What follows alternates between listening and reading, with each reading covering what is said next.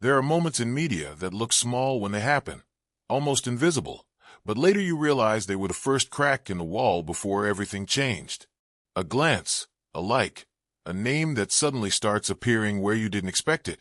The kind of moment most people scroll past without thinking twice. But what if that moment wasn't random at all? What if it was the signal of something much bigger taking shape behind the scenes? The story we're about to explore isn't about overnight success, viral fame, or luck. It's about positioning, timing, and the quiet power of being underestimated. At the center of this story is Maria Arreghini, a name that for some rang a bell instantly, and for others barely registered at first.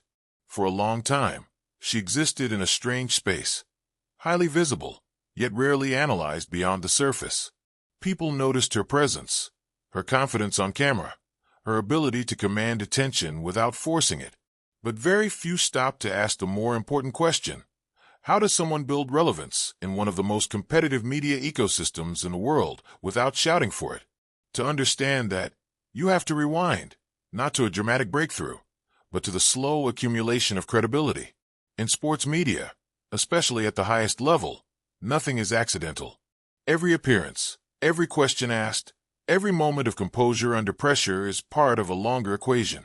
And this is where the story becomes interesting, because while audiences were focused on what they could see, something else was happening quietly in the background. A network was forming. Recognition was growing.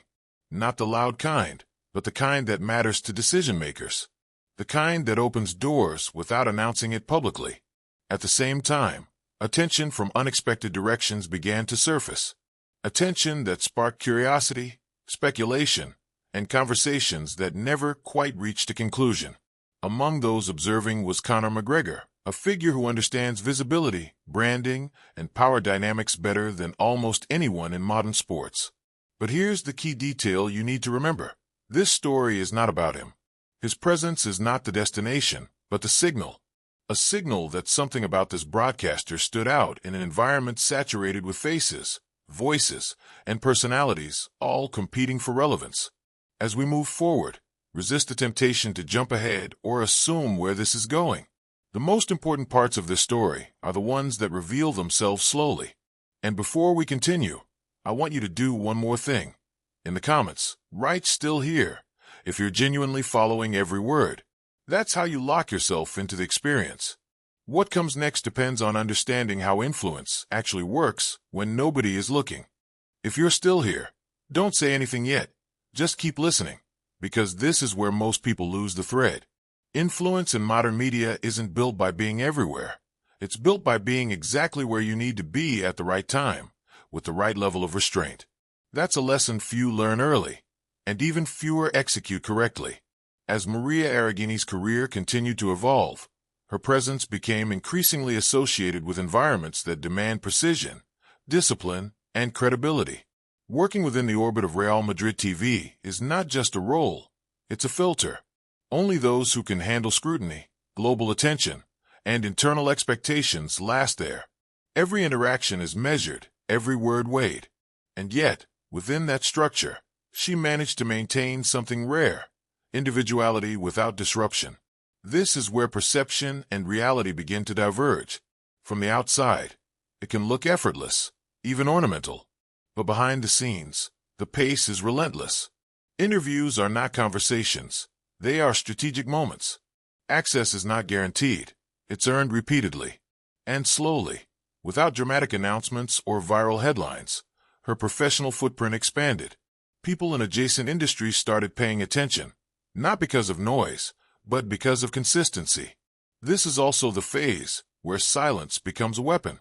No public declarations. No attempts to control the narrative. Just presence, reliability, and an understanding that the loudest move is sometimes not making one at all. At this point in the story, many expect to reveal a turning point, something explosive. But that expectation is exactly why patience matters. Because the real shift doesn't happen on camera. It happens in rooms you never see, during conversations that never get recorded. And when those conversations happen, they don't ask who you are. They ask what you represent. Style, substance, longevity, risk. This is where branding stops being visual and starts being strategic. And this is also where the story begins to cross into a different world altogether, one where media, luxury, and perception intersect in ways that are rarely explained publicly. Before we go there, I want you to pause and do something intentional. Leave a comment saying "next level" if you feel the tension building. Not because you know what's coming, but because you understand that something is. The final part will only make sense if you follow the logic up to this point. Now we can talk about momentum, not the loud, chaotic kind, but the controlled acceleration that happens when multiple trajectories align at once. This is where narratives shift, not abruptly, but decisively. By this stage, Maria Arreghini was no longer just operating within sports media. She was becoming a reference point, someone whose image carried meaning beyond the immediate context. That's when another layer of the story quietly emerged, one that links identity, elegance, and symbolism. Luxury doesn't choose randomly. It observes, tests, waits, and when it moves, it does so with intention. The transition from being visible to being sought after is subtle, but unmistakable once it happens. What matters here is not the deal itself, but what it represents: validation from a world that values control, narrative, and long-term resonance above everything else. The name Sangue Blu enters the picture not as a plot twist, but as a consequence of positioning, discipline, and an image that communicates without explanation. By now, the pattern should be clear. This was never about a single moment, a single like, or a single opportunity. It was about understanding the rules of visibility and choosing when to play and when to wait.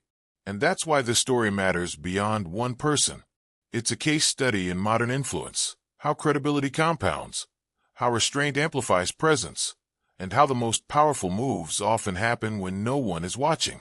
Before this ends, I want you to do two things. First, leave a comment with the word "understood" if you followed the entire journey from beginning to end without skipping. Second, create the hype yourself. Reply to someone else's comment with a single question mark. No explanations. That's how conversations start, and that's how stories stay alive beyond the screen. Because this isn't the end of the story. It's just the point where you finally see the shape of it.